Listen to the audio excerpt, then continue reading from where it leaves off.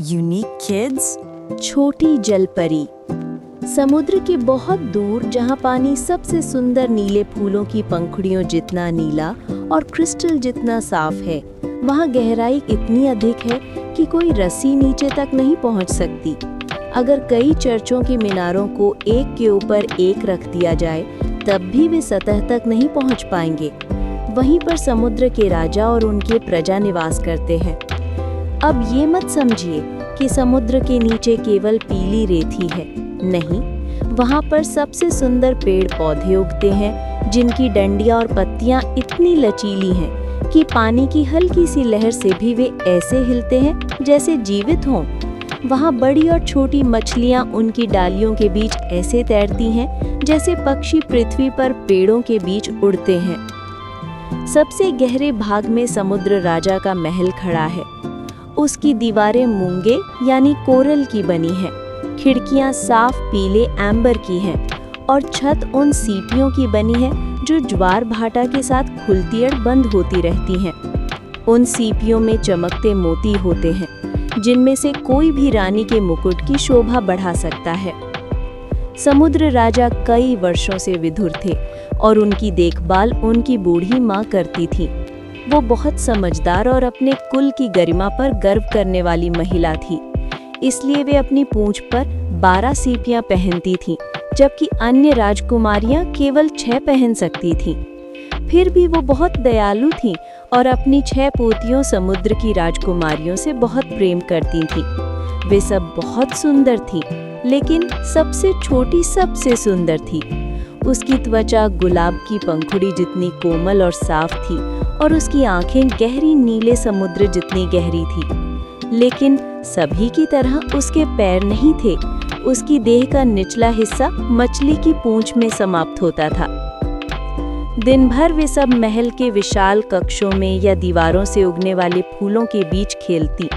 बड़ी एम्बर की खिड़कियां खुली रहती और मछलियां अंदर तैरती, जैसे स्वॉलो पक्षी हमारे घरों में उड़कर आते हैं। लेकिन मछलियां उनसे भी निडर थीं। वे राजकुमारियों के हाथों से खाना खाती और उनसे दुलार करवाती। महल के बाहर एक सुंदर बगीचा था जहां लाल और नीले फूल खिले रहते। हर राजकुमारी की अपनी अलग क्यारी थी। एक ने उसे वेल के आकार में बनाया था, दूसरी ने जलपरी के आकार में, लेकिन सबसे छोटी ने अपनी क्यारी को गोल बनाया जैसे सूरज और उसमें लाल फूल लगाए जो सूरज की किरणों जैसे चमकते थे। वो एक अजीब सी बच्ची थी, शांत और विचारशील। जब उसकी बहनें जहाज़ों से मिली चीज़ों से अपने को सजाती, वो केवल उस सुंदर संगमरमर की मूर्ति से खुश होती जो समुद्र में एक जहाज से गिरी थी। वो मूर्ति को अपनी क्यारी में रखती और उसके चारों ओर गुलाबी रोते हुए विलो पेड़ लगाए। वो पेड़ जल्दी ही बढ़ गया और अपनी टहनियों को मूर्ति के ऊपर झुका दिया, जहां उसकी परछाइयां रेत पर बैंगनी रंग की लहरों जैसे हिलती। उसे सबसे ज्यादा आनंद मिलता जब उसकी दादी उसे ऊपर की दुनिया की बातें सुनाती, जहाज़ों, शहरों, लोगों और जानवरों के बारे में। उसे ये सुनकर विशेष प्रसन्नता होती कि ऊपर की धरती के फूलों में सुगंध होती है, क्योंकि समुद्र के फूलों में नहीं होती, और वहाँ के पेड़ हरे होते हैं तथा मछलियाँ, जिन्हें वो पक्षी कहती थी, पेड़ों पर मधुर स्वर में गाती हैं। जब तुम 15 वर्ष की हो जाओगी, उसकी दादी ने कहा, तब तुम्हें समुद्र से ऊपर जाने की अनुमति मिलेगी। तुम चांदनी में चट्टानों पर बैठ सकोगी और बड़े जहाज़ों को गुजरते देख सकोगी, साथ ही शहरों और जंगलों का दर्शन कर सकोगी। वो वर्ष उसे अनंत जैसा लगा, क्योंकि वो समुद्र के पार की दुनिया देखने के लिए बहुत उत्सुक थी। अंत में उसका 15वां जन्मदिन आ गया।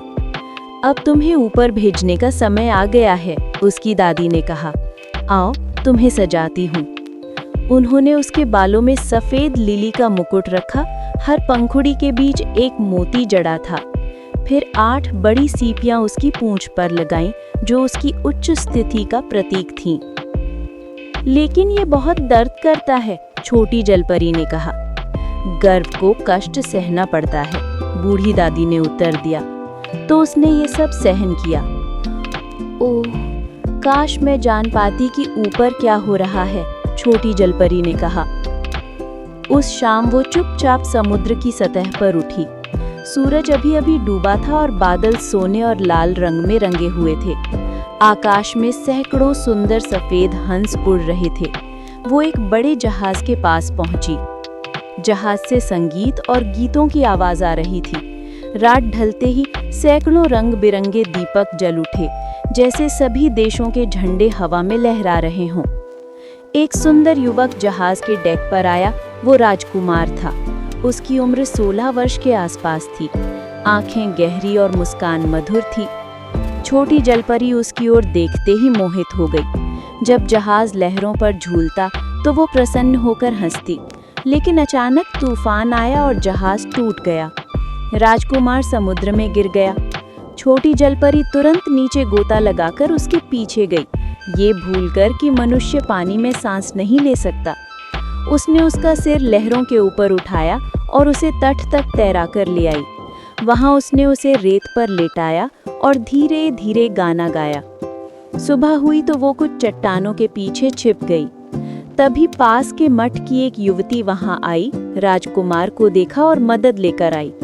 राजकुमार ने आंखें खोली, उस लड़की की ओर मुस्कुराया, पर ये नहीं जान पाया कि उसे बचाने वाली छोटी जलपरी थी।